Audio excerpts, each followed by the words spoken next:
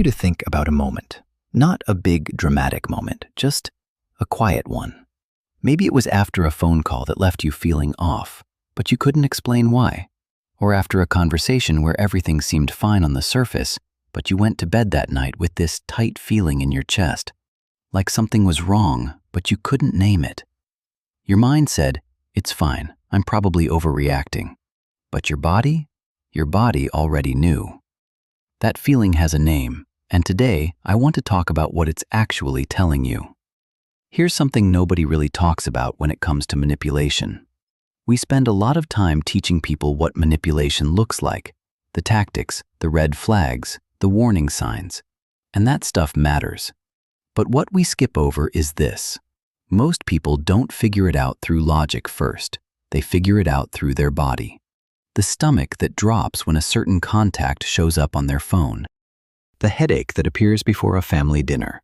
The exhaustion after spending time with someone that should have been fine.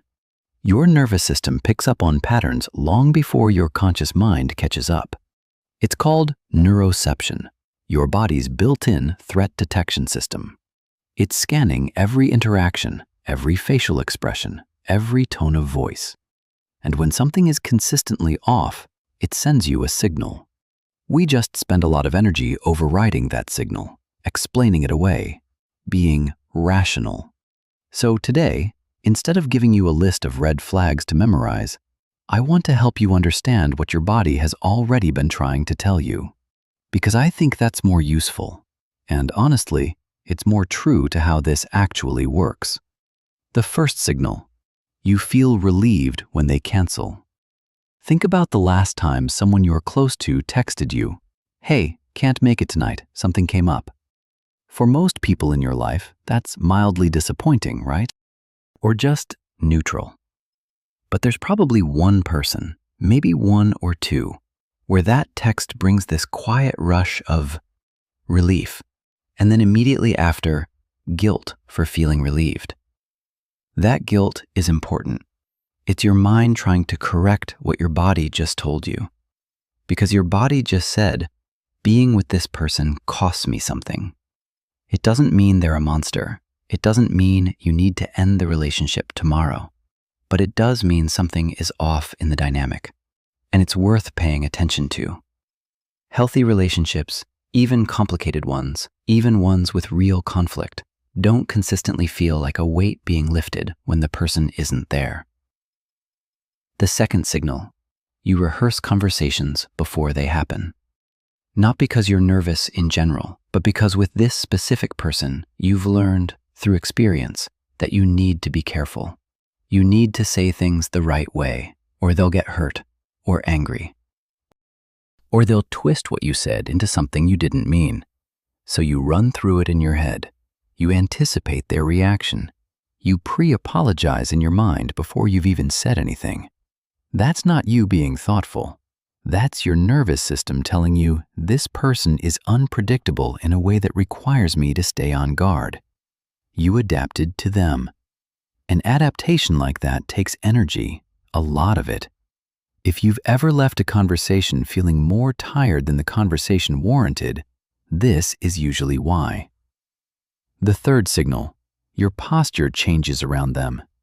This one sounds small, but pay attention next time you're with this person.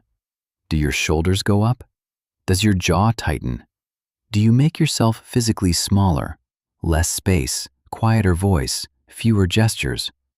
Your body is in a low-level protective state. You're bracing. Not because you decided to, because something learned it needed to. The fourth signal, you explain them to other people. A lot. They didn't mean it like that.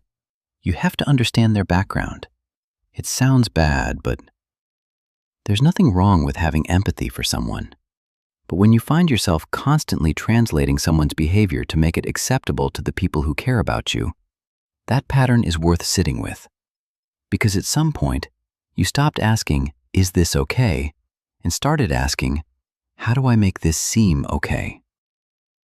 The fifth signal, good moments feel like a relief, not just good. In a healthy relationship, a good moment is just a good moment. It's normal, it's expected.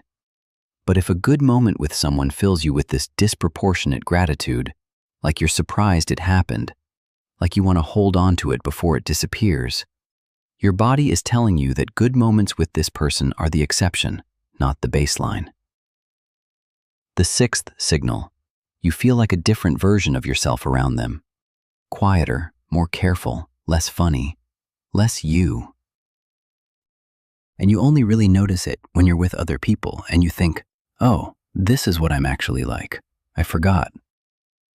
The seventh signal: the relationship lives in your head even when they're not around. You replay conversations. You think about things you should have said. You worry about their mood before you've even seen them. A relationship that requires this much mental real estate when the other person isn't even present is a relationship that has moved into your nervous system. That's not connection. That's hypervigilance. And it's exhausting in a way that's very hard to explain to someone who hasn't experienced it. So, 7 signals your body sends before your mind catches up. Relief when they cancel. Rehearsing conversations. Your posture changing. Constantly explaining them to others. Gratitude for good moments that should just be normal. Feeling like a smaller version of yourself. And the relationship living in your head long after they've left the room. I want to say something before we wrap up, because I think it matters.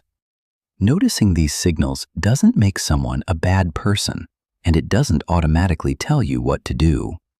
But it does mean you've been carrying something real, something that your body recognized long before you had words for it. And having words for it, that's not nothing. That's actually where things start to shift. If something in here felt familiar, sit with it. You don't have to make any big decisions right now. Just let yourself acknowledge what your body has been trying to tell you. Save this if you want to come back to it. And if someone in your life came to mind during this video, maybe share it with them. Sometimes the most important thing is just knowing you're not making it up. I'll see you in the next one.